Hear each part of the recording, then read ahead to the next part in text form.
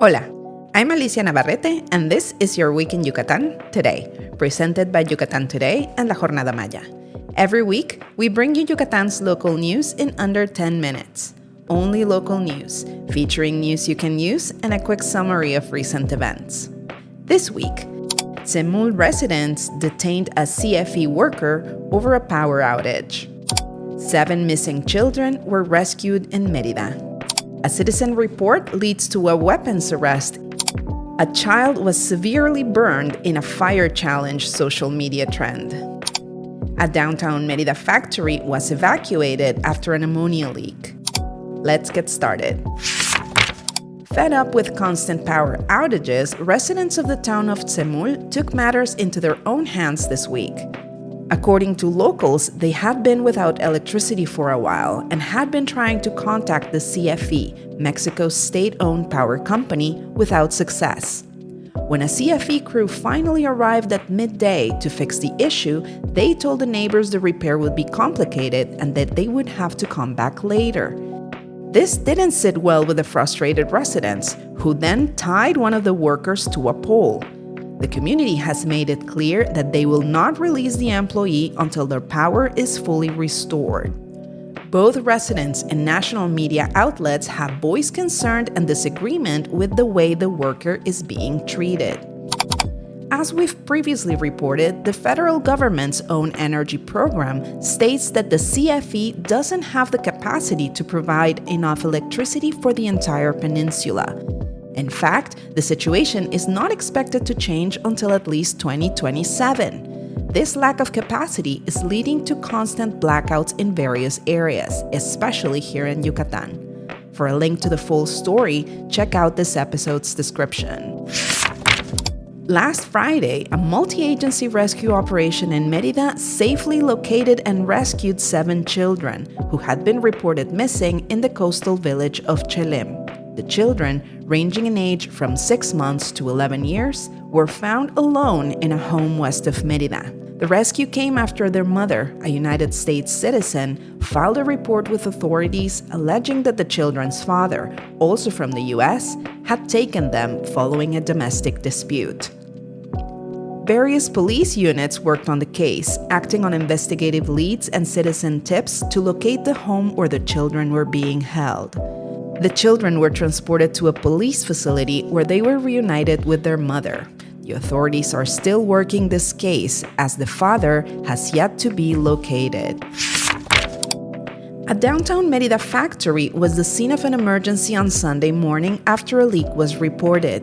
Authorities received a 911 call about a strong smell coming from a local ice factory. Emergency crews, including firefighters and police, rushed to the scene and confirmed the presence of an ammonia leak. As a precaution, 58 people in the surrounding area were evacuated. Thanks to the quick response, the leak was contained and the area is now under control. 2 people were treated for inhalation, but no major risks have been reported since. Following a 911 call about suspicious activity in the Garcia Jimenez neighborhood, police arrested 2 men in a parked car on Wednesday. Officers located bladed weapons, an assortment of drugs, and a 65-inch television whose origin could not be verified. They also seized a replica air pistol, which authorities say is one of at least 3 such discoveries this week. The local police is praising the timely report and reminding everyone to continue using the 911 emergency number to report any suspicious activity.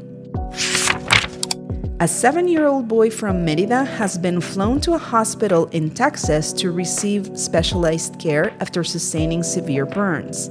According to authorities, the boy was seriously injured after performing a dangerous social media trend known as the fire challenge, where participants light themselves on fire with flammable liquids. The boy suffered burns to approximately 40% of his body. He was transferred to Shriners Children's Hospital in the U.S., which specializes in burn care. This is a tragic reminder of the serious dangers of viral internet challenges. Now let's take a look at some fun stuff happening in the following days. This weekend, get your film fix with the Road to the Ariel 2025 film series in Yucatan. This free event features a selection of fiction and documentary films nominated for the Ariel Awards, given out by the Mexican Film Academy.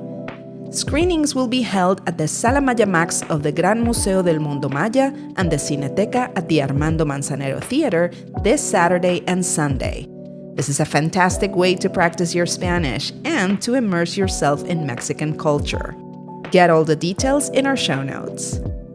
Get ready, music fans! Corona Capital, one of Mexico's biggest annual music festivals, is hitting the road with its new Sessions mini festivals in cities throughout Mexico, including, of course, Mérida. The Mérida show is on Saturday, November 8th at Estadio Carlos Iturralde, featuring a killer lineup: Keane, Phoenix, and Passion Pit. Tickets go on sale this week, so be sure to grab yours fast. Did you know September is Mexico's Independence Month? While the big day is September 16th, the entire month is packed with events. The city and state governments often host free concerts and folk dances, so keep an eye out for those. It's also the perfect time to try traditional dishes from central Mexico.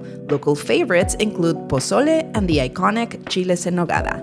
Find out more at yucatantoday.com or follow Yucatán Today on social media for the season's highlights. Are you wondering what to expect next week? On Monday, September 15, get ready for the Grito ceremony, through which we commemorate the 215th anniversary of the original call for independence. The celebration, led by President Claudia Sheinbaum in Mexico City, will be televised, but you can definitely join the fun locally. In Mérida, head to Plaza Grande for the celebration, and then a concert by banda singer Eden Muñoz. In Progreso's main square, the grito will be followed by mariachis and then a popular dance. Then, on Tuesday morning, September 16th, it's time for the Civic Military Parade. You can watch the big one in Mexico City on TV, or join the local action. Here in Mérida, the parade usually starts at 8 a.m. and lasts about 2 hours. Can't make it in person? You can also stream it on the government's Tele Yucatán YouTube channel. Every week, La Jornada Maya publishes a feature on one of the many native species that share the Yucatán Peninsula with us. Ready to meet a gentle giant? Say hello to the Antillean manatee, aka the sea cow. These massive, peaceful herbivores are a vital part of the aquatic ecosystems of the Gulf of Mexico and Caribbean. Manatees can grow to be over 3 meters long and weigh more than 500 kilograms, and they have an amazing superpower. They're the only marine mammals that continuously grow new molars to handle their diet of abrasive aquatic plants. Unfortunately, these gentle giants are in danger, with fewer than 2,500 mature individuals left in the world. In the Yucatán Peninsula, their populations are concentrated in places like the lagoons of the Siancaan Biosphere Reserve and Chetumal Bay, serving as sentinel species, whose health tells us a lot about the health of our waters. They face threats like habitat loss and boat collisions, but conservation efforts are working to give these ancient creatures a fighting chance. Read more about the Antillean manatee by visiting lajornadamaya.mx. You'll find a link in this episode's description. That's your Week in Yucatán today. We welcome your feedback, questions, and ideas. Get in touch with us at editor@yucatantoday.com. Your Week in Yucatán Today is jointly produced by Yucatán Today and La Jornada Maya. Make sure to subscribe, review, and recommend our podcast so we can continue to bring you a summary of Yucatan's local news in English. Yucatán Today is the Yucatán Traveler's Companion. Find our travel, culture, and food content at yucatantoday.com. La Jornada Maya is a print and digital newspaper with the most relevant information from the Yucatán Peninsula, Mexico, and the world. I'm your host, Alicia Navarrete. Thank you for listening.